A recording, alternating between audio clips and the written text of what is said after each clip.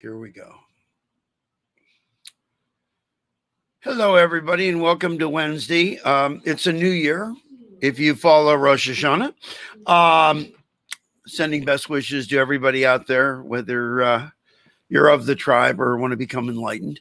I'm very excited today. I've got someone I've known almost my entire life as our guest today, but I just got the news a few minutes ago that a music industry pioneer, Del Ferrano, who created, with Bill Graham, created Winterland Merchandising and a bunch of other merch companies, Sony Signatures, passed away in the last 24 hours, which is really sad.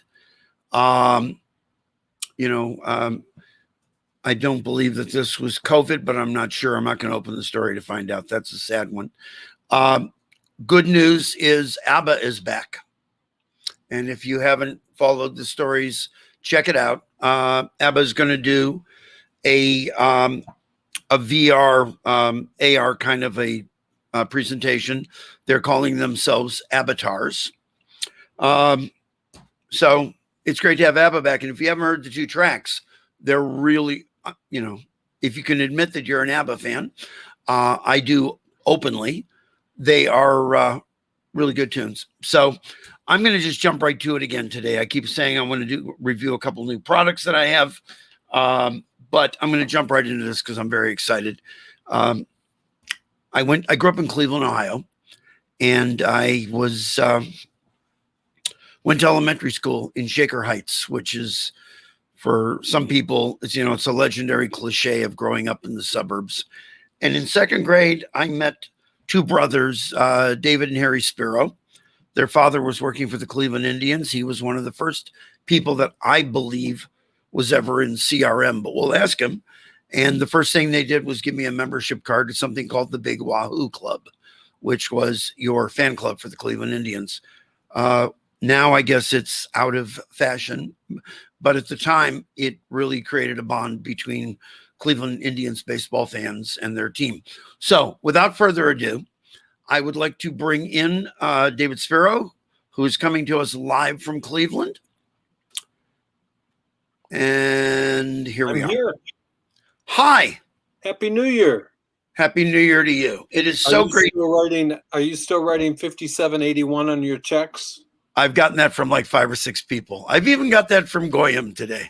Really? Yes. Somebody just said it to me for the first time, and I thought, you know what? That's pretty damn funny. By the way, the Wahoo Club is still in existence. Okay. I'm a member. I pay my $25 a year, and get to go see Carlos Baerga speak, and all the old Indians. It's a fun way to go.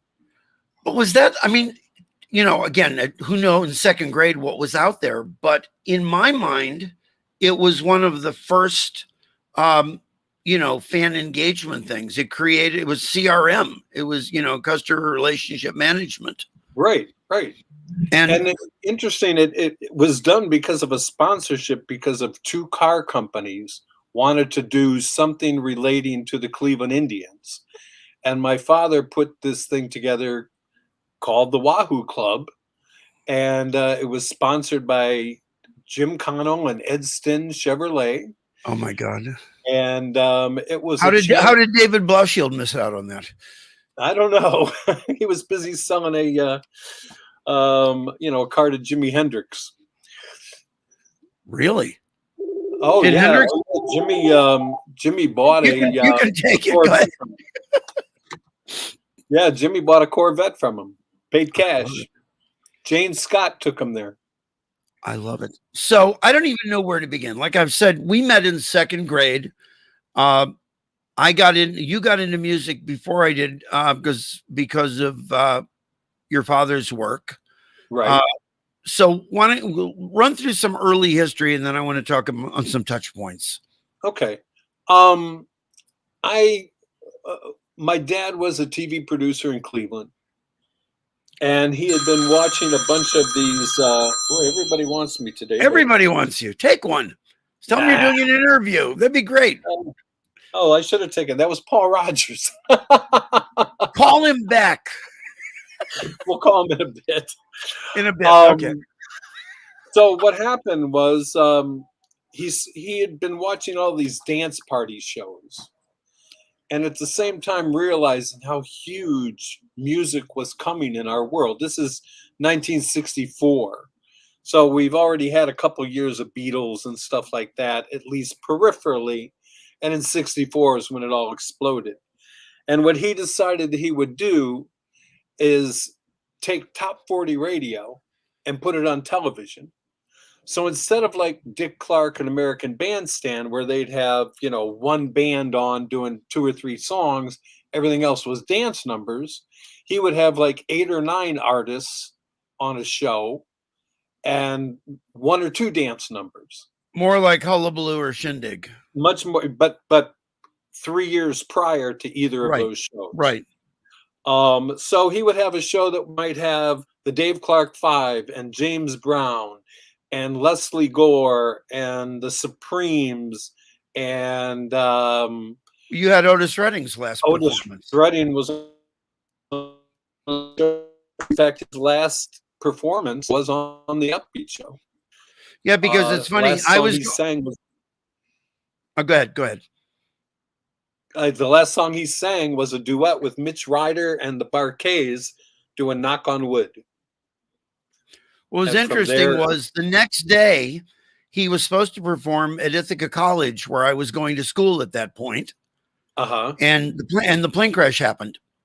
Right. And so we ended up at the time very unhappily, and then years later could brag that Marvin Gaye filled in for him. Not a bad choice. Not a bad choice. He didn't have it was before he became as as hip as he became. So it was like, why Marvin Gaye? We wanted Otis Redding. But I saw one of the performances that's up online from Upbeat.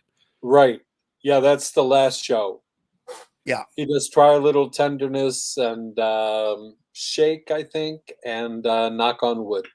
Right. He was a wonderful man. I took him to school once for career day. What? What year? Okay, so what year in school were you then? So I mean, when did Upbeat start? What grade were you in when Upbeat started? Junior in high school at Beechwood High School. Okay. And this was before his last appearance. It was probably a year or so earlier. I'd have to look at the dates. Maybe 2 years. And he was known more on black radio than on white, traditional white pop radio. Right. His songs were all over it, Respect and other things that he had written for Sam and Dave and things, but he wasn't the big name that he became, after he died, actually. So he was at our house for dinner on a Friday night, and I said that I was going to, I asked my dad, I said, are you available to come to school next Monday for career day? And he said, I wish you would give me a little more notice. And Otis said, well, I'm not leaving till late in the day on Monday, because he was playing Leo's on Sunday night. Oh my God. He said, I'll do it. So I brought Otis to high school for career day, and he talked what it took to be a rock and roll musician in 1968. It's interesting because at that same time, actually in 67, I worked for your father's, I guess, line producer, whatever, Walt Maskey. Yeah, that was his assistant, right? And he was running. So when you brought an artist into Cleveland, like Tommy James and the Shondells, they would come in on a Friday. They would do like camera blocking and whatever. And then Walter had people driving them around to Chagrin Armory, Painesville Armory, Knights of Columbus Hall in Maple Heights. And then they would do the show the next day. Heights High School. Yeah. My brother and I would help drive those. We would each get a band. Right.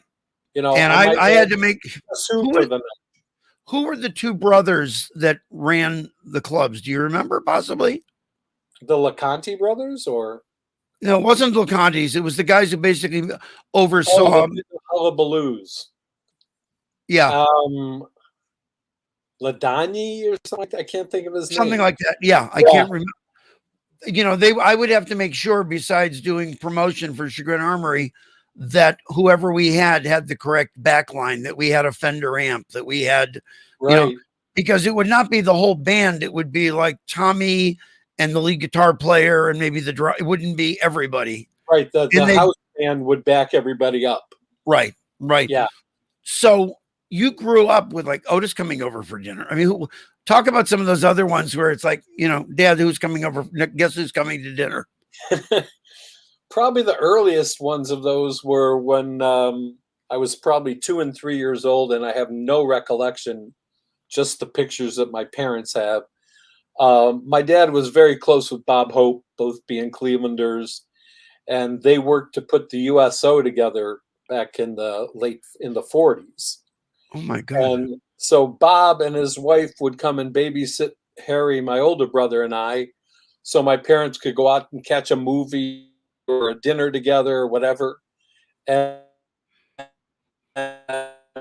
so all of that kind of stuff's pretty normal to us. We didn't understand the celebrity thing like other people looked at celebrities, because to us, they were just people that were at our house. They were friends of ours. They were, you know, we'd go to dinner and go out. My dad and I would go out with Henny Youngman or something like that, you know, because these were his friends. Right. Right. And it's just like, you know, right now for me, you know, Cat Stevens or Paul Rogers or John Fogerty or whoever, Joe Walsh. I mean, I know it sounds like I'm trying to be a big shot about it, but these are my friends. No, I understand. I understand totally. You know, again, when we were growing up, there's a person that nobody but you and me and maybe Bill Holzman will know. Lenny Luxembourg. Sure. Him and who had a hotel called the Versailles and had a room up there. So he also had a thing called the Riviera Swim Club. Yep.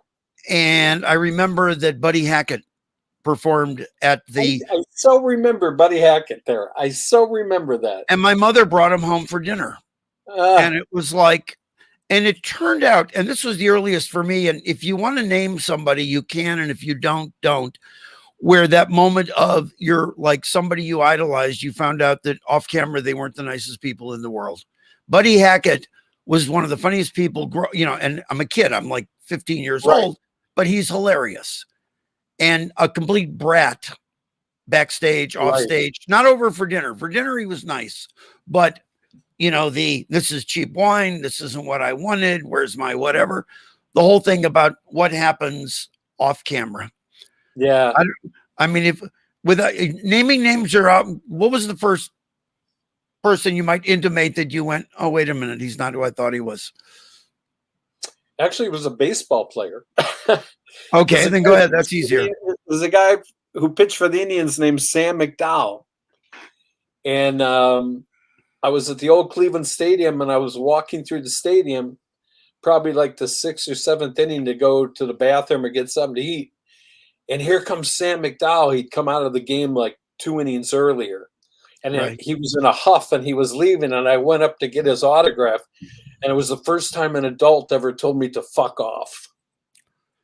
It was like, oh my God, that's Sam McDowell. Right. My friends all thought it was the coolest thing in the world. But in the music business, I have to tell you, I mean, with the exception of a certain Eagle, not named Glenn Frey, not named Joe Walsh, not named Don Felder, not named Bernie Leadon, not named Randy Meisner, not named Randy Meisner. Okay. I've been incredibly fortunate to work with the most wonderful, loving people that I've ever met. You know, they're families. We're all families together. I remember when you're talking about Otis Redding coming over, I remember my mother, when I would come back to Cleveland and I'm on the road for Warner Brothers and Artist Development, I would tell her I'm coming to town with this young English artist, Leo Sayer. And she said, bring him over for dinner. So my parents lived at Brattonall Place. Nobody will know where this is again, except you. Leo had mentions to me having dinner with my mom and dad at Brattonall Place. And I brought, I think just Mick, but because my mother also talked about when Fleetwood Mac came over for dinner. And we generally did work with really nice people. I mean, we really did. My big disappointment, and I will name it. Well, I can do the same thing. I worked with Roxy Music, and Ray Manzanero wasn't difficult. Brian Ferry was the biggest disappointment of my life because I had waited 10 years to work with him, and he had just married Lucy, who was sort of royalty. Her father was the Earl of Hamburger or something.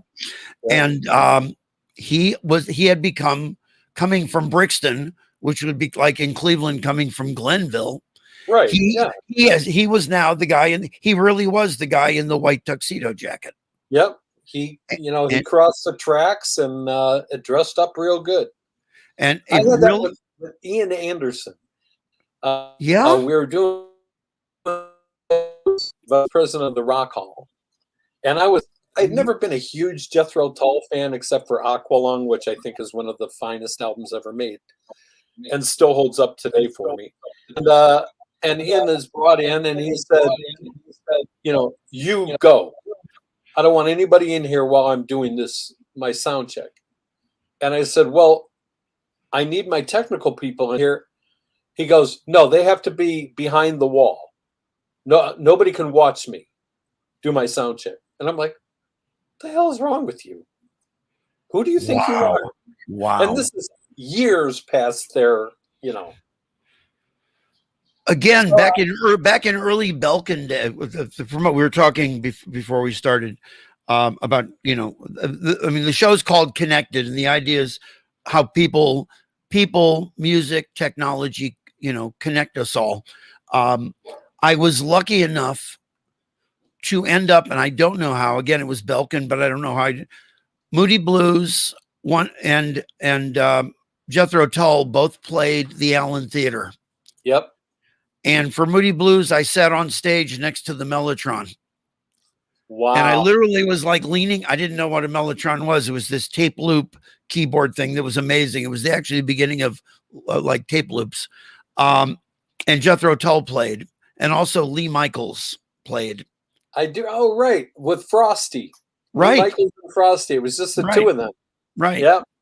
And it was amazing. And I think Mountain was on the show. I think Leslie West and what's his name? Mountain were on, and Felix Papalardi.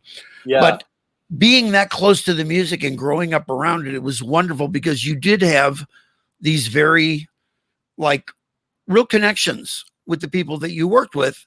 And I remember, and then I'm going back to you. I'm sorry. This is what everybody complains about. I told. It's all about you, Ted. It's okay. Okay. Well, you've known that all our lives. I know that. We're just here to, Oh, stop it. I love you so much. Seriously. I mean, you have to understand right now, I'm like a little kid because this is somebody who every time I go to Cleveland, I know where he lives, which scares him. I pull in the driveway and go, I'm here. And if you get a chance, if you go to his Facebook page today, he posted yesterday 2 couches out on the curb now saying this is his new front porch. I thought that was fantastic. We sat and had dinner out there last night. It was fantastic. We grew up around this and it became so important to us. How did you ever think of doing anything else? I wouldn't know what else. I mean, when I was after Upbeat, well, actually during Upbeat, I had started working on the show when I was 13, holding up the cue cards. And when I was 15, I started writing the show because I knew the music better than my dad did. And he wanted to know what questions I wanted to have to ask. So I started writing the show and putting the music in order. And from that, I became a disc jockey. And when I started on the radio when I was 17, still in high school. And when I was 19, I was we had started a radio station called WMMS. It had actually started, but it hadn't done anything. And we all went there, a team of us, and it turned the station around. It became probably the #1 station in America for quite a while. Definitely. The Buzzard, for those who know that. And this was you went there with Billy Bass. With Billy Bass and Shauna, and Martin Perlich, rather. Shauna came over later. Right. And the three of us had left WNCR and went over to MMS, and like overnight it just became a sensation. Not sure why or how, but it did. And Joe Walsh was in a house band on the Upbeat show called the Measles. Really? James Gang and all that. And so I knew Joe's from like 1964. Right. And he used to come and hang out at my radio station at the radio show, so he could come and get free albums. And this is during the James Gang and the beginning of Barnstorm. And one day he says to me, he says, you know, when you're like 25, you're not going to still be on the radio, are you? And I'm like, well, probably not. I mean, you know, this music isn't going to last another 6 years, you know? Right. And he said, well, you should get into management. And I said, well, I know nothing. Come out to Los Angeles. You can stay at my place. And I'll introduce you to my manager, who was Irving Azoff. And for about 6 or 7 months, I followed Irving around every day and learned what I needed to find out to be a manager. And then Joe introduced me to a guy named Michael Stanley, who had Joe had just played on one of his albums, and they were about to start a second album. And Joe said, you will be his manager. And that's how it started. And what year was this? Oh, this had to be like 1960. Oh no, 1970 probably. Exactly. Okay, so we're on the same timeline, because I always go, how am I remembering this? Because the James Gang, Michael at Disc Records. I worked with Michael at Disc Records. He was the manager of the Westgate store. Right. I ended up with Lynn Doyle as Billy Bass introduced me to Lynn, who was his roommate when they lived over off of Meadowbrook. We're talking about streets that nobody else again will know. The first Mercedes I was ever in, it was a diesel Mercedes. Lynn Doyle had. One of the sweetest, nicest human beings ever. Both him and Billy were wonderful, but Lynn was more of a pure soul. Billy, Lynn just was a wonderful human being. Anyway, I end up, Billy introduced me to Lynn. Lynn says, would you like to, Martin had just left Disc Records, Martin Perlich. Right. And I can't remember the guy's name. It was another guy who took over, and I ended up as the co-buyer for the chain of 34 stores, having never worked in a record store in my life. So as I've told you before, but I ended up calling Michael up at Westgate because we had bonded over the phone. I hadn't met him. And I said, can I come in on Saturdays and work for free to see how people pick the music they listen to and how they buy? And I was lucky because that 6-month, 8-month period was Tea for the Tillerman, Cat Stevens, the first ELP album, James Taylor's Sweet Baby James, Elton John, Your Song album, the first Elton John album, the first major Elton John album, Steve Still's solo album, Emmett Rhodes. I loved Emmett. I had Emmett come and do an in-store, and I still listen. I listen to Emmett Rhodes. If you've never listened to Emmett Rhodes, pull up Spotify, type in EMMIT RHODES, and listen to the music. Can we talk about Emmett for a minute? Talk about Emmett, because what a wonderful guy, and I heard that first album, and of course, like everybody else, thought it was like a missing Beatles album. Right. And then found out that he had played every instrument on it. And did it in a garage with egg cartons. What's that? Did it in a garage that was insulated with egg cartons, with egg liners. Right. And I told my dad about him, so he booked Emmett to come on the Upbeat show. And we're very close in age, and we became like best friends. So every time he'd come in to do the show, we'd spend a couple extra days and hang out, and we'd go see music, and we'd do this stuff. And then, of course, like everybody, I lost touch with him. all through the 80s and into the 90s. And at one point, through probably a mutual friend of ours, Ken Sharp, I'm sure you know Yes. Ken Sharp, a Yes. great writer and Right. lover of pop music. Like probably if we have a pop music guru, it would be Ken Sharp. So he was telling me he was interviewing Emmett Rhodes, and I said, "Oh my God, can you get me in touch with him?" And he said, "Sure, why?" And I said, "I would love him to open a Joe Walsh tour." So he gave me Emmett's number, and I called Emmett, reminded him who I was. We reconnected, and I offered him this tour, and he just mentally, you know, was not able to put a band together and put a show together and come and do it. But we did stay in touch up until his passing, actually. And I'd come out and seen him a few times in LA. He still lived in the same house that he Down, yeah, grew up down in in. Torrance. Yeah. Yep. And, you know, his neighbors were a family called the Wilson family. You might have heard Yes. of them. Yes. And he was really close with Dennis of all of the Wilsons. And Yes. he made a record every year till he died. He made a record. Now, They I don't never want to came say out. this is I don't want to say this is a cautionary tale because it wasn't him, it was circumstance, but he got burned 3 times. I Oh, mean, more than that, I'm sure. somebody explained to me, you know, he thought that he owned the last thing that he did, or the second, his not attempt, but somebody reached out to him and said, "You should be doing an album. I'll finance it." And then he found out that he had signed away the rights to all his music. Yeah. He was a musical genius and just got preyed upon by people. But the you know what? music is He was an inventor also. He invented, and the last time I was at his house was probably a few months before COVID. And he had invented this drum pedal. You know, a drum pedal, this is your foot, and you go boom, boom, boom, and it has the thing going like that. Well, right. he always thought, well, you've got much more power in the back of your foot than the front of your foot.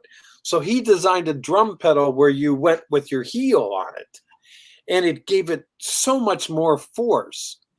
And then he invented a double snare drum, which had like a mini snare, like a timpani snare with the regular snare, but it was one piece.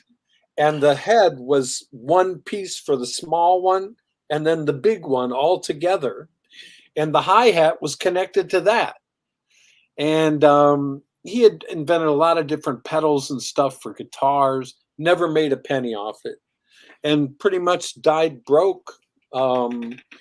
He was living in the garage part of his house and renting out the rest of his house. I know, it was so For the sad. later years. Yeah. Did you ever cross paths with a really great guy out of Boston, Ray Paul? Sure. Ray, So Ray, Ray kept trying to befriend, and I mean, unless Ray would write me going, "I just talked to Emmett." I mean, because he knew I was a huge fan. yeah. I never got to meet Emmett again. I only spent an afternoon with him. I just thought he was such a wonderful person, and the music was so good.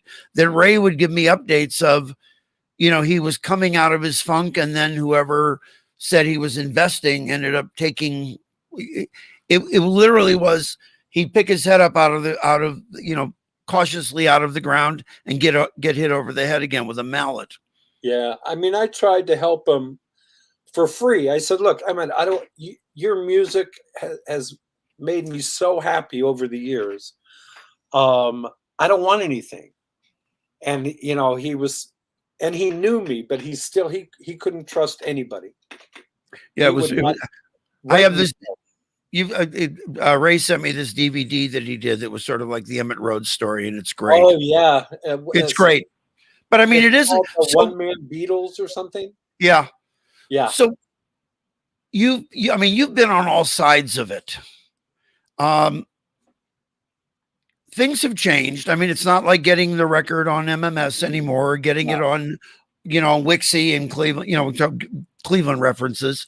When artists ask you for advice, even if you're not going to work with them, what is your advice currently on, work ethic, how to do it, whatever? What's your sort of 20-minute boot camp? Different world, Ted. And I'm going to use Don Felder as an example.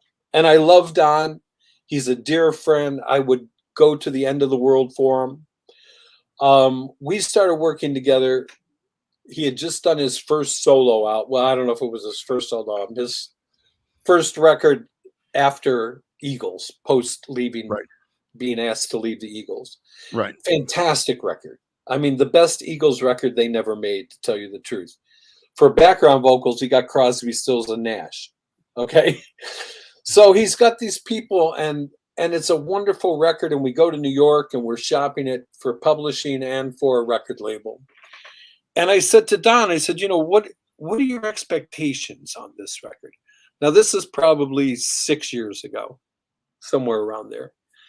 And he said, well, the Eagles sell 8 to 10 million of everything they put out. So I would imagine I should be able to sell a million. And I said, well, if your name isn't Taylor Swift, you're not going to sell a million records. And he's like, I don't understand. I said, well, Mick Jagger had just recently put out a solo album, and I think it topped out around 35, 40,000 units. That's all he sold. Right. And Don said to me, well, who wants a Mick Jagger record? They want a Rolling Stones record. I said, well, we could use the same thing here. Who wants a Don Felder record? They want an Eagles record. Right. And even though you made a pretty good Eagles record, it doesn't say Eagles on it. So I told him I thought if he was lucky, and this is in today's world, he would sell 10 to 15,000 units. If he toured a lot, he has a chance to sell them on the road. Right. And he said, well, why would I make an album to sell 15,000 copies? I mean, I've worked a year on this. I said, because in today's world, you make a record so that you can go on Jimmy Kimmel or Jimmy Fallon and get on the Today Show and get on every important TV show and get a piece in the Wall Street Journal and the New York Times and the Washington Post about this incredible new record. And now, instead of going out and making $10,000 a night because everybody's aware of it and wants to hear of it, you're going to make $25,000 a night. So that's why you make a record now. You don't make a record because you think it's going to sell a million copies. And at that point in time, I told Don, I can't manage your expectations. And as a result of it, I said, I would rather remain friends with you, which we have, because I knew what he was in for. That's an interesting, I never thought of it that way. You're not managing him, you're managing his expectations. Absolutely. Wow. That was something my dad told me at the very beginning. He had dealt in management off and on, helping out managing people and being an advisor and all that. And, his first rule of thumb was never touch their money. Let them pay you. If you get screwed, you get screwed, but you'll never be looked at as someone who took money from an artist. If you've never totally agree. The only downside of that, and I'm sure you've been through it, is I never touched the money. But I did realize later that with the artists that I worked with, they got $50,000 and they had to pay me $10,000. Right. And then they only had 40. If the money had come to me, I get my 10 and then I send them their 40. And they have 40. They don't have 50 that is now 40. Right. No, I understand that. And it literally worked. I had one artist. I put together an entire tour for him. The biggest tour of his life, by the way. Yes. And he said to me, how did you get this tour? I said, well, a guy I know, he puts together like the Happy Together tour, and he had the some kind of a psychedelic Woodstock tours. I can't remember what it was called. Right. But I got this artist as the headliner on that tour. And as a result, he was going to make more than he ever made in his heyday with Traffic. And it wasn't Steve Winwood. Okay. Anyhow, he said to me, "So you made like one call?" I said, "Well, I pitched you to him, and then he came back and we talked more. We came up with some numbers I thought would work, and he gave us the whole tour." He says, "So basically, you had 2 or 3 conversations that lasted 20 minutes total, and you're expecting me to pay you commission for every night that I'm going on tour this summer?" Oh my I God. said, "Yeah." He said, "Well, for a couple phone calls, I'll pay you for a couple of gigs." I said, "That's not how it works. I have, 40 some years in the business, and that's why I'm able to do it in a couple of phone calls. So you're paying me for my experience." Oh my God. And There and was he a. refused, and You want to say who it was? it was Dave Mason. Wow. I'm still friendly with Dave, and he had his understanding, I had my understanding, and we parted ways. It happens. There was a. I don't know. You probably never met I him. sued him if I just Yeah. what it wasn't money that was going to change my life, but it could have changed my career. Oh, you don't want to work with that guy. He sues everybody. The one that So I we let had. it go. Okay, and I mean, this is no holds barred, and anybody wants to forward this to anybody about me, go ahead. I was managing a really talented. One thing that was good about Warner, it was an artist development. It was sort of like a finishing school to know, follow Shep, follow. Yeah. Basically, I got to work with some of the best managers and some of the worst managers ever. Right. And when I decided to try management for a little while, it was okay. What would Shep do? And what would so and so do? I'm not going to name some of the bad ones, but I'm okay. Definitely don't do that because that's what he would do. Right. And it was a finishing column, and I'm managing.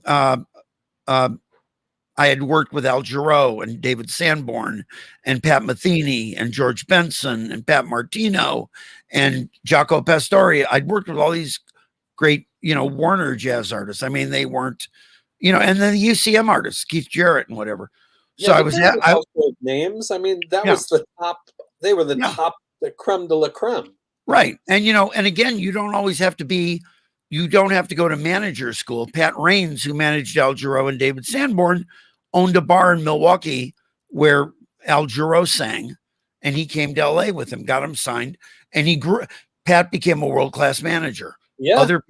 Certain other people didn't grow into it, and I won't get into that, but I'm managing David, and one of his best friends is Tim Weisberg.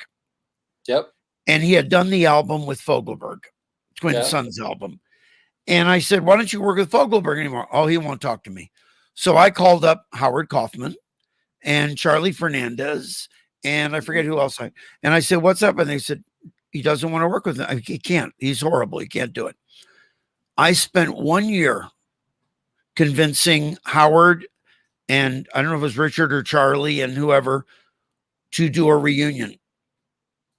And the reunion gets announced, and the dates are all going on sale. And I said to Tim, "This is going to be great." And I said, "The money's decent, da da da da da." He said, "Yeah, but I'm not commissioning you. I've known Dan Fogelberg for 20 years." And I went, "He wasn't talking to you. He didn't want." And he stiffed me. And I'd never sued anyone in my life, and I still actually have never sued anyone. I've never instigated a lawsuit. Right. But I thought about it in this case. And I went to a friend of mine. In fact, Larry, did you ever interact with Larry Butler, who worked with me at Warner? I remember his name. He was an artist development. He recommended his brother. And I went to his brother. He said, "Let me do some digging." He came back to me. He said, "You will never see a dime from this guy. He has a history. And even though he owes you, it's never going to happen." Yeah. He said, "Let it go, walk away." And I did. He lasted less than a week on the tour without someone like you or someone like me there to go. And well, the biggest thing that we do, Ted, as managers, is we're confidants, we're babysitters. right, Probably 70% of what we do is finding ways to make our artists understand what's best for them right, and letting it be their idea. right.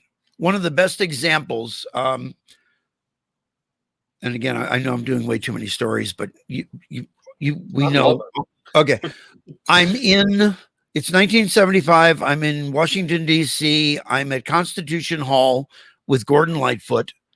It's a cellar door show. Jack Boyle's there. We're at sound check. And we get a phone call that Fleetwood Mac has just left Capitol Center, and they had gone back to the Sheraton in Towson, Maryland, and they were packing up to leave. This was right when the White Album came out, and they were the opening act for Loggins and Messina. And it was the third day in a row they hadn't gotten a sound check. And Mick said, "Enough's enough. We're out of here." So Jack says, "Jump in the car with me." We drive to the Sheraton. They're packing up to basically leave the hotel, go back to LA. And we sat in Mick's room and convinced him, and legitimately, people were not there to see Loggins and Messina. Some were. But this was like 2 months after the White Album had come out. And it was the biggest album in the world. And through happenstance, they were the opening act, not the headliner.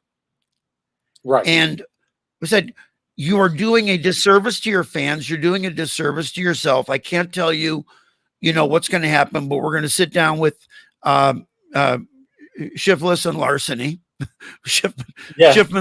Larson and Shipment Management, as opposed to Heartless and Gutless. We won't go there. And we convinced them to go back and do the show. The show is up online on YouTube now. Because if you remember, Capitol Center had an amazing video setup. They were the first. I mean, it was the first in the country, and now it's a church or something. But we worked in all those buildings when they were brand new, and now most of them have been torn down. I remember the time. No, but if you go up on YouTube and look up Fleetwood Mac Capitol Center 1975, and you watch the show, you think the show is incredibly intense. It's not incredibly intense. You see how pissed they were, but how good they were during on the video. And a year later, rumors came out, and the opening act was Kenny Loggins. Yeah, it always works out that way. It works out, And so, again, when you're working like right now, you're working with. I mean, I'm going to jump around. How did you get Yusuf Ibrahim? Is that correct? Yusuf Islam. Yusuf Islam. How did you get him to go get behind a piano again? Well, it was interesting. I first met him back in my radio days, back in WNCR when Mona Bona came out. Right. Before Tea for the Tillerman. And I was just so blown away by this record.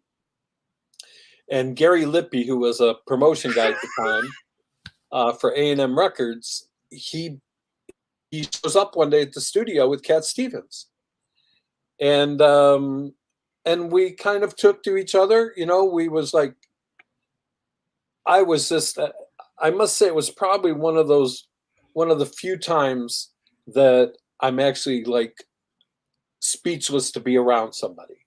Right.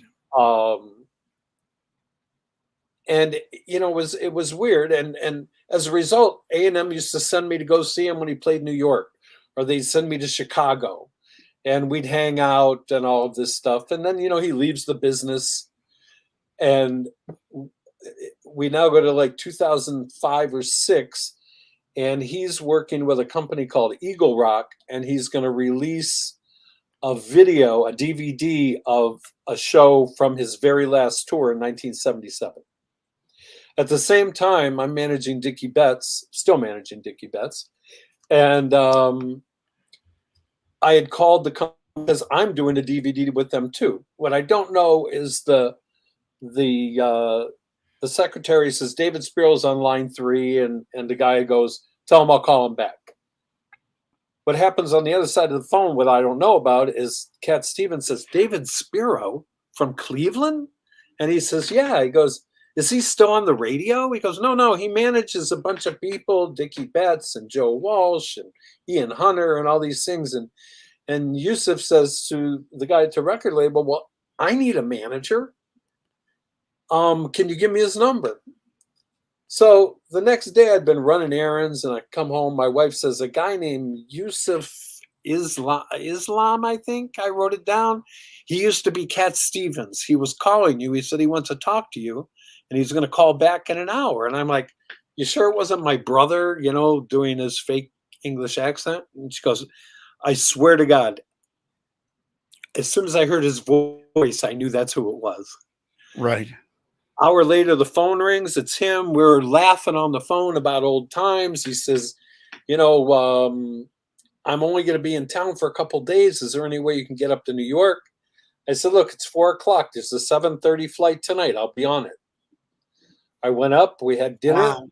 The next morning, we started putting together a plan. And, I worked with him until his son turned 21 and as a Muslim took over the family business.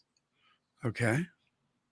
But we still talk all the time, and he's one of my favorite people. Wow.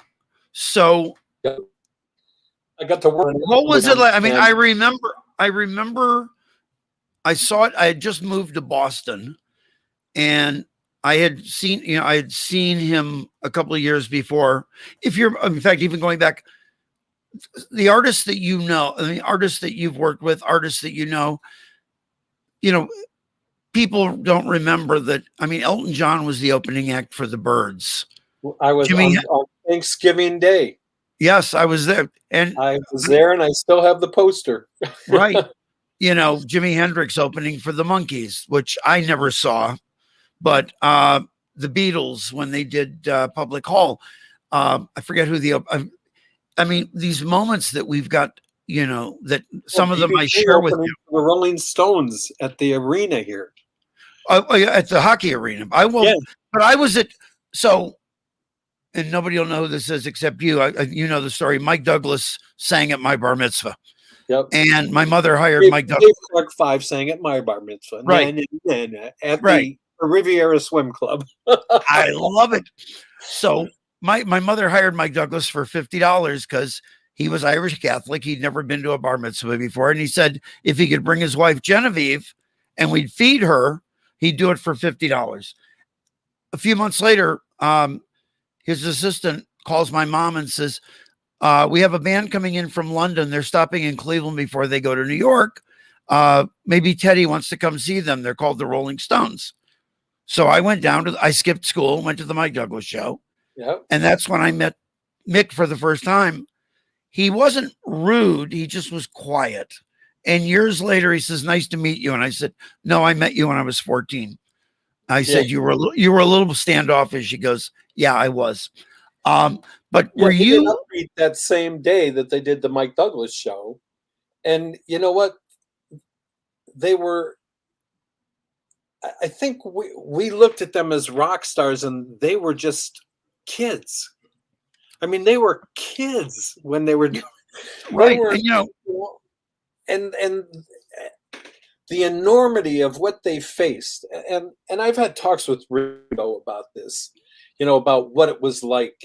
And the enormity of it is they just hung on to each other because it's all they had.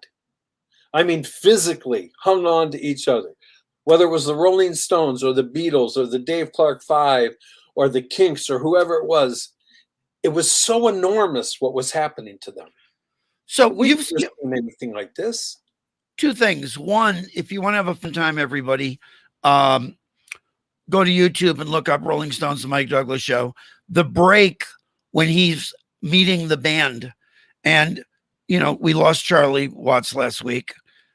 There is a Abbott and Costello moment between Mike Douglas and Charlie where he goes, and what's your name? He goes, Charlie Watts. He goes, what? Watts. What? Watts. And he's like, he doesn't understand. I just saw that yesterday. Somebody just posted that yesterday. It's hilarious on the break. I was laughing my ass off. But they were always so nice. And there's a picture that I posted just a couple days before Charlie passed, where, I mean, we have these moments where you find out not only are they good people, they're really, this whole thing about being a mensch, about being just a nice person. Charlie was the epitome. I had worked with Rod Stewart and Ronnie Wood, and then Woody did a solo promo tour, and I went out on it with him. And about 6 months later, I'm in my apartment in Boston. There's no cell phones, there's no pagers. I happen to be home. The phone rings, and he goes, "Ted, it's Woody." He says, "I got your number from what's his name, Derek Taylor. We're over at the Sheraton Prudential Center. Come on over. I want you to hang out with me and Keith." And I went over, and Peter Herbst, who you may or may not know, Peter was the editor of the Real Paper at the time. I called him and said, "I'm going over to see Woody." I'd become friends with Peter, and he says, "Can I come with you? And can I bring a photographer?" And I called Woody back because I didn't want to, sideswipe him. And he said, "Sure." And there's this picture of Woody and Keith that literally says everything about both of them. They were so nice and so warm. I don't know. I can find out from Peter, but if you go on if you type in Ted Go and Ron Wood, you will see whatever. It doesn't matter. Who is? I know this picture. I think I know this picture. It's just a wonderful, wonderful photo. I do a screen share, but I'm not going to freak everybody out. I have a question for you. Go ahead. Okay. I must say that, I'm not in awe of a lot of things. I've been in tremendous situations, just because of my life, that I look at. But you walk into a room, and in that room is Bob Dylan, George Harrison, Tom Petty. Who am I missing here? The Traveling Orbison, Roy Orbison. Yeah, I started to say Buddy Holly, Roy Orbison. Right, Roy Orbison. And you got to work with the Traveling Wilburys, which to me, besides being my favorite trivia question, which is name a band that every single member is in the Rock and Roll Hall of Fame, but the band isn't. Wow. And it's Traveling Wilburys. I hadn't thought of it. I'll tell you about George. I mean, I have moments where really quickly. I mean, we can go over, by the way. Are you okay for a couple of minutes over? Yeah. I had told my wife, Laura, when I was married, how wonderful the Beach Boys were in 76 and 77. And what a wonderful person, especially Carl Wilson was. We went up to Santa Barbara in like 93, 94, something like that. They had agreed to do a benefit for the teachers because the teachers didn't get their raise from the Santa Barbara School Board. And they did a fundraiser for the school teachers. And we're backstage and we're walking down. You've been to Santa Barbara County Bowl. Yeah, sure. The dressing rooms are under the stage. It's built on a hillside. And we're walking down the stairs and Carl comes walking up and he stops. And he goes, "Ted." And I go, "Carl." And he puts his arm around me. He goes, "How are you?" I said, "I'm great." And he just there was something about Carl that would you would get quiet. You would look you wouldn't look around. Right. It would just center you. And he goes, "How have you been?" I said, "I'm good. How are you?" He goes, "I'm good." He says, "I'm so glad you're here tonight." I said, "Me too." He said, "Well, I see you after the show." I said, "Absolutely." And he continued up the stairs and I continued down the stairs, bumped into my glove, which ruined everything. Right. And Laura turns to me. On the wrong color for the day. Right. Right. Yes. Laura turns to me. She goes, "He's even more wonderful than you said he was." It's those. I mean, I talked to Billy, Billy Hinchy. I was on Billy's podcast a couple of weeks ago, and we're just talking about how unreal it was to work with those people who also, Dennis was wonderful. Yeah. Brian wasn't, Al Jardine was wonderful. Mike was Mike, and I'll live with that. but the whole experience of getting to be in the eye of that musical hurricane, you've got to be in the middle of the Eagles, in the middle of, did you put together or did you manage Ringo's All-Star thing? I helped David Fishoff put the bands together. Right. We'd sit around and choose people that would go on there. I mean, David did all the work, but I got to go on all the tours. Yeah, I mean, we got to be in the company of just legends, and Mo Austin brought George Harrison around when we signed Dark Horse Records. Right. And Mo walks into my office at Warner and he goes, "Ted, I'd like you to meet George Harrison." I'm like, okay. And he says, "Spend a few minutes with him, explain what artist development department does." I said, okay. And we talked for a minute. I said, he made me so comfortable. I said, "Would you do me a favor?" And he said, "What?" I said, "Our promotion man in Boston, Mike Simons, is your biggest fan." I said, his wife is, Barbara. I said, "Would you just say hello to her for a moment? I know this is the weirdest. I'm asking a Beatle to do a phoner." Yeah. He said, "Sure." Here's what's scary about Facebook. I have this Facebook device here, right? The portal. While I was talking about Billy Hinchy, his picture came up. And I have the camera and the microphone turned off. Okay. Anyway, it just came up randomly and I haven't seen it in months. Anyway, we dial up Barbara and I went, "Barbara, I have a surprise for you." And I hand the phone to George and he goes, "Hello, Barbara. It's George Harrison." Click. She hangs up. I said, "What happened?" She goes, "I think she hung up." I dial her back. I said, "Barbara, please, somebody wants to talk to you." She goes, "This is really funny, Ted." And he goes, "Barbara, really, it's George Harrison." She hung up on him again. I said, "Okay, thank you for doing that." She calls me back a few minutes later. She goes, "That wasn't really funny." I said, "Ask your husband to call promotion department downstairs and ask who's in the building today." She goes, "Oh my God, you're kidding." She met him a couple weeks later on the promo tour. They came to Boston, but he was such a nice person. Well, they all have that way, and I didn't know John at all, but I'd worked with Paul and I'd worked with Ringo, and I had, when George, right before George got sick, he had I'd gotten a call from him one night, which was like so bizarre. I mean, I can remember exactly where I was on the couch, and he calls and it's just like your call. He's like, "Hello, it's George Harrison," and I said, "Well, hi." He says, "Well, I got your number from Ringo. Want to ask you a question, And I'm like, holy shit, this really is him, I'm combing my hair on the phone, And he says to me, "Listen, Eric and I have been on tour for a while and he's got to go do a movie soundtrack and I need a guitar player to finish out my dates and in the UK. Do you think Joe Walsh would do it?" And I said, "Well, I don't even have to call him. The answer is yes. When?" Right. And we talked. And so as a result of that, later on, he had liked the compilations that I'd put together for Joe Walsh. And he asked me if I would help work on a box set for him. And that's when he got sick. So I didn't really see him ever again after that.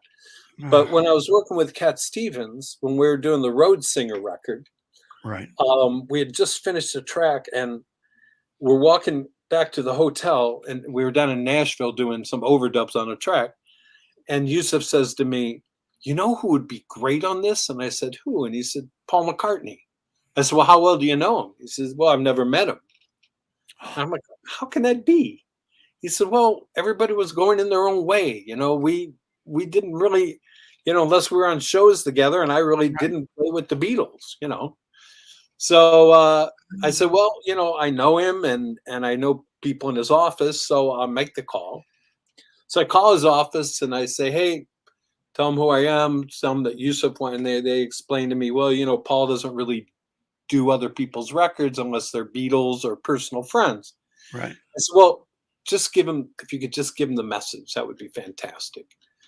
And she said, "Fine." And I give her Yusuf's number for Paul to call. And I asked her to call me back at this number if she knew what was going on. So about 5 o'clock the next morning, my phone rings and it says, unknown or whatever on the phone. And I'm like, I'm not going to answer this. Oh, wait a minute. I'm out of town. What if it's a hospital? What if it? I answered the phone and the guy goes, hello, Yusuf. I said, no, this is David.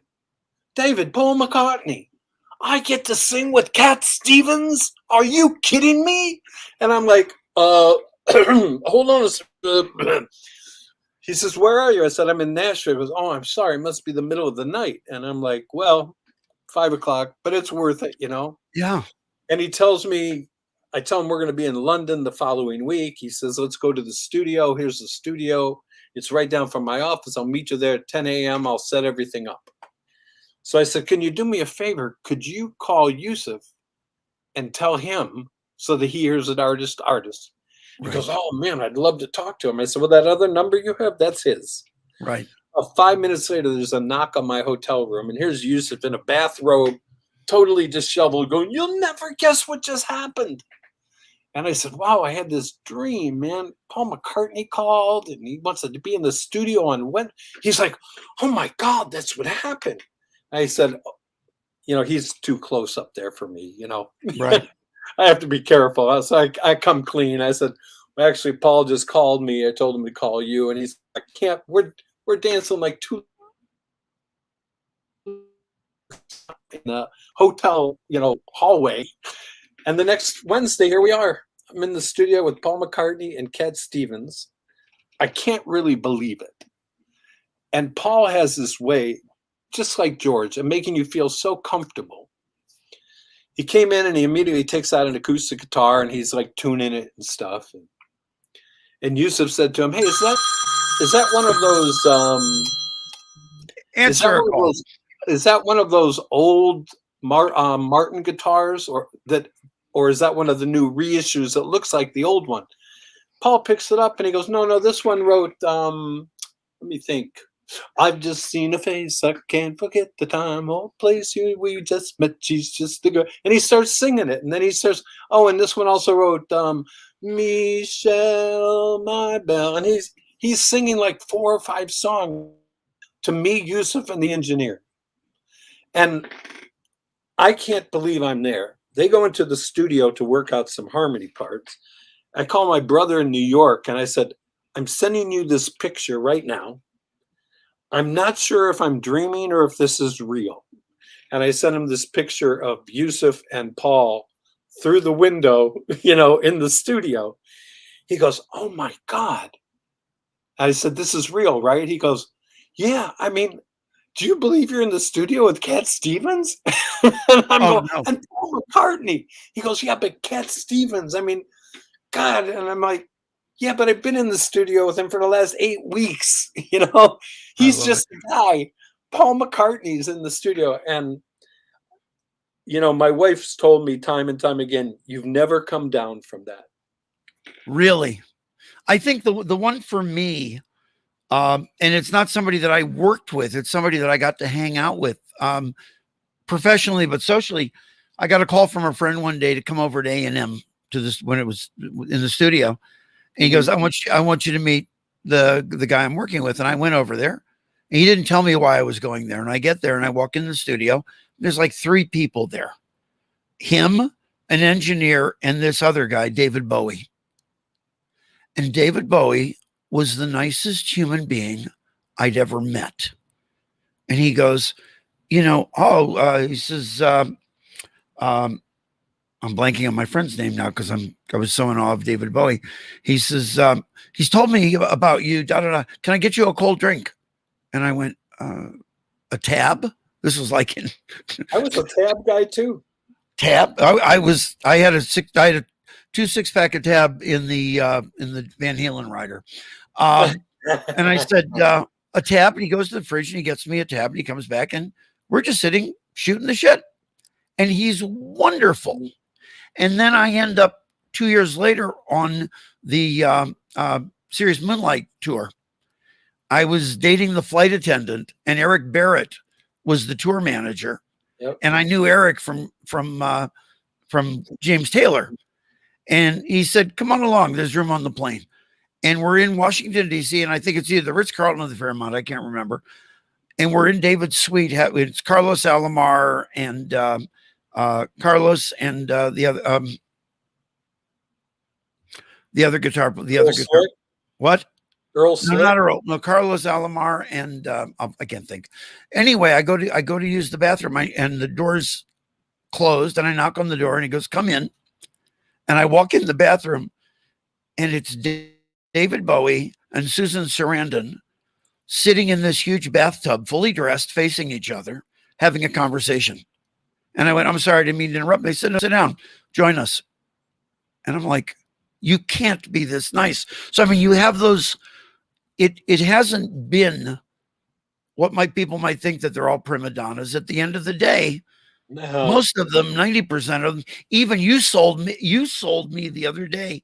Talk about for a minute, and I got two other questions for you, but talk about how you ended up working with someone who has publicly probably a bad rap and turns out not to be the bad rap that he deserves, John Fogerty. Wow. You talk about people who've been screwed in the record business. John wasn't just screwed by his record label. He was screwed by his brother and everybody else in his band. He wrote, produced, arranged, and played most of the instruments on all those Creedence records. And in the end, they all sued him. And he lost everything. I'm sure during those times he was a bitter person. Right. I've been working with John for about a year and a half now. And one of the most enjoyable guys. I mean, we talk. It was so good to hear because I love the music. It was so good when you told me this, that I love the music, but he had such a, in other words, he became the bad guy of being this, Right. you know, prima donna. And it turns out that he was not the perpetrator. He was the victim. Taken from him. Everything taken from him. I want to go back to Bowie though for a second, because in a strange way, we're going to connect a bunch of things that we've both done. Right. The first radio station to explode David Bowie was WMMS in Cleveland. Right. He came to Cleveland and over a 2-week period, first played in the 3,000-seat music hall, and then came back 2 weeks later at the end of his tour and sold out the 10,000-seat public hall. Right. In between, this is his first U.S. date was in Cleveland, and then he was playing places, clubs, the bottom line type places all around the country because nobody knew who he was. Well, I spent a lot of time with David when he was in Cleveland. When he first started, they had rehearsed the tour here, everything. And he hung out at the radio station a lot. And at the time, I was just starting to work with Michael Stanley. Right. And I played him this track called Let's Get the Show on the Road. The sax player on that is David Sanborn. Right. And Bowie says to me, "Who is that guy?" I said, "Oh, he's a monster. I mean, he's just one of the great sax players of all time. He's on Saturday Night Live. That's what he was doing." And I got him and David in touch with each other, the two Davids. And next thing, they're doing that album in Philadelphia together. Right. That David plays on. Isn't it great when a couple, we go back to the thing about you just made a couple phone calls. When a couple phone calls make something happen and you get a phone call back saying it worked, we're doing this, thank you. Sometimes it gets trivialized that all I did was I called so-and-so and, all you did rather was call so-and-so and, you put 20 minutes in and why should you get whatever? It is the connections. It is the trust that you've developed. It is the relationships. And it's also a lot of, there's serendipity in that. This is probably a question that you can't answer, but I've always wondered, was the James Gang opening for The Who at Public Hall a life-changing moment for Joe Walsh? Had that not happened, was there a different trajectory? Or does he end up the same place? Well, the interesting about that show was the James Gang were the opening act. Exactly. The middle act was a solo acoustic guitar kid named James Taylor On a stool. on a stool. Yes. And then the Who. Yes. It actually had happened earlier than that day. It actually happened at Music Carnival, where the James Gang also opened for the Who and also opened for Led Zeppelin, which started Joe's great friendship with Jimmy Page. I was there for that show at Music Carnival. And it was after the Led that Zeppelin show. Yeah, it was after that. That was the night of the moon landing. Yeah. After that show at Music Carnival is when Pete and Joe traded guitars for the first time. When Joe gave Pete that Gretsch, and Pete gave Joe a Les Paul. Right. And it was at that point that the tour that actually was where the Who recorded live at Leeds, the opening act was the James Gang. They went all over Europe with the gang and the Who. And Pete would drive with Joe, and Keith would drive with Jimmy Fox. And the bass player at the time was a guy named Tom Chris. Right. Whistle. And Roger always wanted to be by himself anyhow. Which was great for Roger. Yes, and for everybody else. So they toured all of Europe together like that. And this was like, at this point, they were friends, which is going on through the days. I mean, when I put Joe's, his complete, what was it? I think it's called Little Did He Know. And it was like the complete Joe Walsh. The first person I called is Pete Townsend, said, Pete, will you write the liner notes? He says, no, the question is, will you let me write the liner notes? Right. Again, another mention. And they've been best friends forever. Right. It's which is kind of fun for me because I got to know Pete very, very well. You've got a lot of phone calls coming in, and we're running over. And I got to pee really bad, Ted. Right. This 70 thing. Okay. Me and the bathroom have become much better friends. Right. Well, I'm hopefully going to be in Cleveland on October 30th, and maybe we can make it over to. David's one of the few people I know personally that has his own sandwich at a deli, and his own. What, you have your own roll at the sushi bar? I have not a veggie roll. I have what's called. It used to be called the Spero roll in a place called Shuhei. Right. But the owner came to me and he said, "The girls, they can't say it. Spero roll, Spero roll, Spero roll." And now it's called David Special Roll. Love it. I have a martini at the Ritz-Carlton. It's the only non-alcoholic martini. It's called the Spirotini. And then I have David's veggie chop salad at Jack's Deli, as well as my sandwich as well. I love it. David. Yes. It is so good to see you. I wish I was there with you, but hopefully I will see you in about a month and a half. Where are you, by the way, Ted? I can't stop looking at everything behind you. Or is that just that is a still from Forbidden Planet. That's the control room for the Krell, the people that that was the thing where all the minds on the planet controlled everything. Right. Oh, so in the back here, those are the meters of everybody's minds that were linked together. So my computer is called Krell Central. What I thought was there's that big like disc thing on the back. I thought that was like maybe a mastering machine or something like that. No, it's a probably one day I'll get a call from MGM that I'm not allowed to use it, but basically it's the hive mind thing down here. It is great to see you. I do want to, if you're willing, I want to have you back because I think we got it. My love to everybody there. And if you see Mr. Middleman or Mr. Holzman, give him my love. Well, Bill's back and he just went back to Jamaica. Again? Well, that's where he basically lives. I know. These are people we all grew up with. Anybody, thanks to everyone who's still here watching. Thank you, Ted. This was great. Fun going back. A lot of love. I'll talk to you soon. I have a book coming out. I have a book that'll be out next year. So we'll be talking about that. Right. I was with the guy who was writing it when we had lunch. Oh, that's right. That's right. I met him. Winter. What's his name? Charlie Wiener. Wiener, Charlie Wiener, right? Charlie Wiener. Because he interviewed Billy Bess after Right, that. exactly. Anyway, And love you. and there's a documentary being made on me for some reason. I don't know why anybody cares, but I'm thankful for both of them. We do. We all. We do. I care a lot. So as I say, namaste and namaste.